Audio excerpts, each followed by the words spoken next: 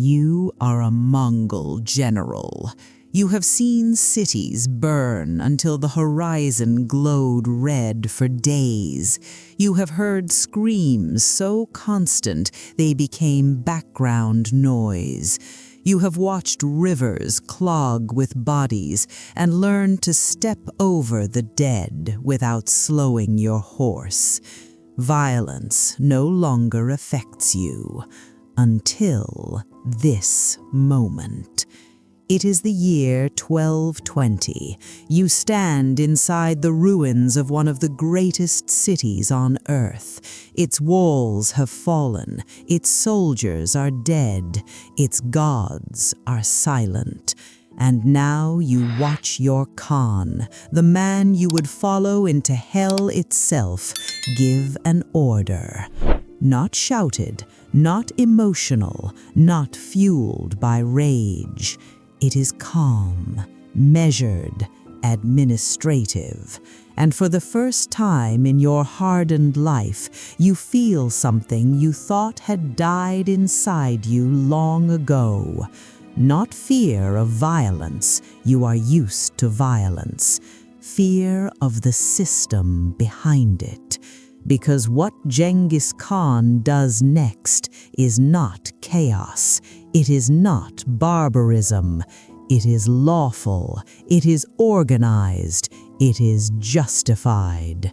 And in that moment, you realize something horrifying. This empire is not built on slaughter alone. It is built on legalized, industrialized, human dehumanization. This is the story of how a boy who once wore a slave's yoke created the most efficient system of human exploitation the world had ever seen, and why that system matters far more than the myths. Long before he was Genghis Khan, he was Temujin. And he learned power the hard way by being stripped of all of it. When Temujin was 9 years old, his father was murdered, poisoned at a feast, killed by men who had shared his food. In Mongol culture, this was more than murder. It was the ultimate betrayal. And yet, when Temujin's father died, something even more devastating followed. His father's clan gathered. They looked at Temujin's mother, Hoylan. They looked at her 5 children, and they made a calculation. 6 mouths, no protection, no value. So they did what survival demanded.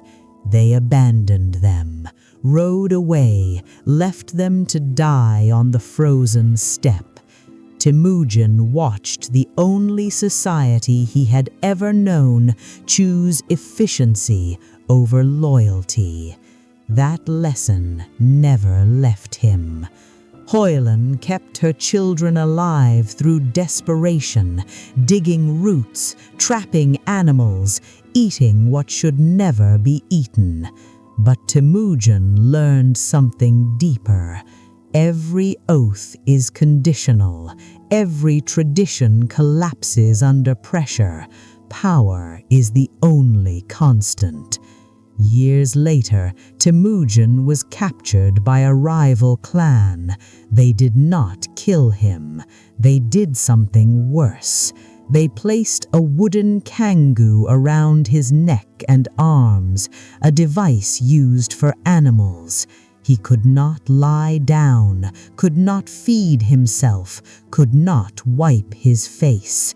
He was dragged from tent to tent like an object. And here is where the myth breaks. Temujin did not dream of revenge. He studied. He watched guards drink, watched discipline dissolve during festivals, watched kindness appear in small, dangerous moments. And when the time came, he escaped, not alone, but by manipulating human motivation. Even in chains, he was learning how systems break. Temujin did not want revenge. He wanted a new world.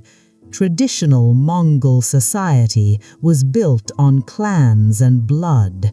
Temujin had seen how worthless those bonds were, so he imagined something radical, a society where loyalty was enforced by law, where advancement came from obedience, not ancestry, where betrayal was impossible because the punishment was absolute. But to build that world, he needed a line, someone protected by law, someone outside it. And when Temujin became Genghis Khan in 1206, that line was drawn in blood. Genghis Khan introduced the Yasa, a legal code that shocked historians.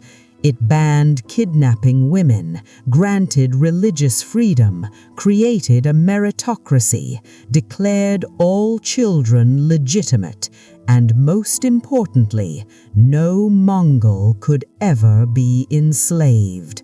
If a Mongol was captured, any Mongol who encountered them was legally required to free them.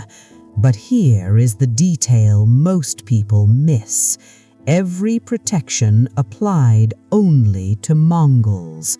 The same law that banned enslaving Mongols explicitly allowed enslaving everyone else. Helping a Mongol slave escape was mandatory. Helping a non-Mongol slave escape was punishable by death. This was not abolition. This was weaponization. A governor named Kokechu began abducting local women for his personal harem. This violated the Yasa on paper. The local population rebelled and killed him. Genghis Khan's response? He crushed the rebels, not because Kokechu kidnapped women, but because he caused instability. The message was clear. The law exists to protect the system, not the victims. In 1220, Genghis Khan arrived at Bukhara, a city of scholars, libraries, artisans, faith.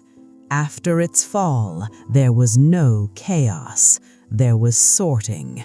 Artisans cataloged and relocated, men turned into human shields, women distributed as property, children absorbed into Mongol households, the elderly vanished. A Mongol officer later wrote, "We were not warriors, we were harvesters." This was not conquest, it was processing. This system scaled. Millions relocated, entire cities drained of skills, a global workforce created by force. Hierarchy among slaves ensured obedience. Fear ensured surrender without battle. The empire expanded not through constant war, but through reputation. Cities surrendered to avoid being sorted. Some generals grew rich. Others felt something worse than guilt. They realized they were inside a system too large to escape. The Yasa had not removed cruelty. It had made it efficient. After Genghis Khan's death, the system continued. China, Persia, Russia, 6 centuries of structured exploitation. And here is the uncomfortable truth. Genghis Khan was progressive for his people, a monster for everyone else. Both are true. This story is not about one man. It is about how easily law can justify cruelty, how efficiency can erase empathy, how systems outlive conscience. This is Hidden Secret Tales, where history isn't glorified, sanitized, or simplified. because the most dangerous empires aren't built on chaos. They're built on order, and they never really disappear.